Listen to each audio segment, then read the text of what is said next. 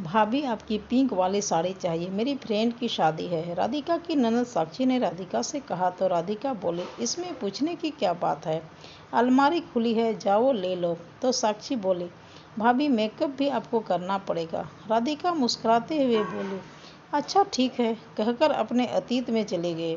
राधिका के दो बड़े भाई थे, उनकी शादियां हुई, लेकिन भाभियां कभी राधिका से प्यार नहीं करती थी और उसकी मम्मी से भी अच्छा व्यवहार नहीं करती थी। राधिका ने सिर्फ एक बार अपनी भाभी से बैग मांगा था तो भाभी ने बहुत अपमानित करते हुए कहा था, इतने महंगे बैग की औकात नहीं है तुम्हारी, ये मेरे मायके से मिला है। जबकि राधिका के भाई की तनख्वाह भी बहुत अच्छी थी, घर में कोई कमी नहीं थी। राधिका के पापा की भी बहुत अच्छी नौकरी थी, बस भाभीयों को राधिका पसंद नहीं थी, क्योंकि राधिका अपने भाइयों के लाडली थी, लेकिन बहुत समझदार थी। कभी भी अपने भाई से भाभी की शिकायत नहीं करती थी। राधिका के संस्कार बहुत अच्छे थे, वो रिश्ते बनाने में विश्वास रखती थी। राधिका की शादी बहुत अच्छे परिवार में हुई। राधिका की शादी बहुत धूमधाम से हुई थी। उसके मम्मी पापा ने कोई कमी नहीं रखी। उसके पति नीरज इंजीनियर थे और बहुत संपन्न परिवार था।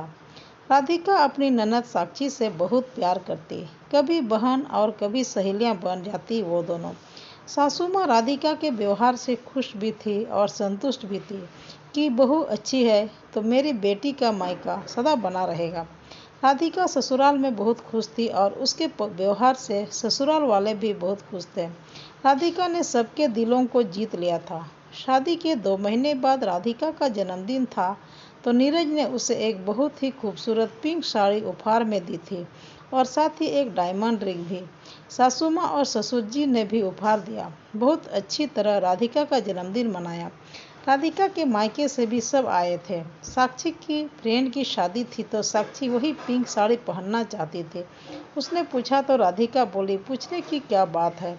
राधिका ने साक्षी को अपने हाथों से साड़ी पहनाकर मेकअप किया। साक्षी भी खुश थी और सासू माँ भी बहुत खुश थी।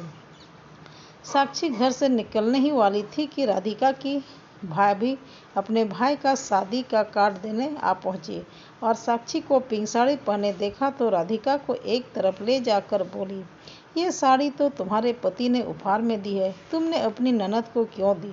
तो राधिका बोली, भाभी रिश्ते ऐसे ही होते हैं, प्यार सम्मान से नहीं अपनों से होता है। साक्षी के पहनने से साड़ी घिस नहीं जाएगी, बस साक्षी का दिल खुश हो जाएगा।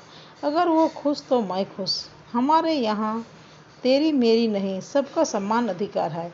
आज तो साड़ी की बात है, अगर अपने गहने भी देने पड़े तो भी मैं ज़रूर दूंगी, क्योंकि यहाँ प्यार की कमी नहीं है। मैं रिश्ते बनाए रखना चाहती हूँ। साक्षी को किसी चीज़ की कमी नहीं है, उसके माता पिता और भाई सक्षम है। ये तो बस ननद भाभी का प्यार है। भाभी तो चुप हो गई, लेकिन नीरज और सासू माँ बहुत खुश थे, क्योंकि राधिका की आवाज़ उन तक भी पहुँच रही थी।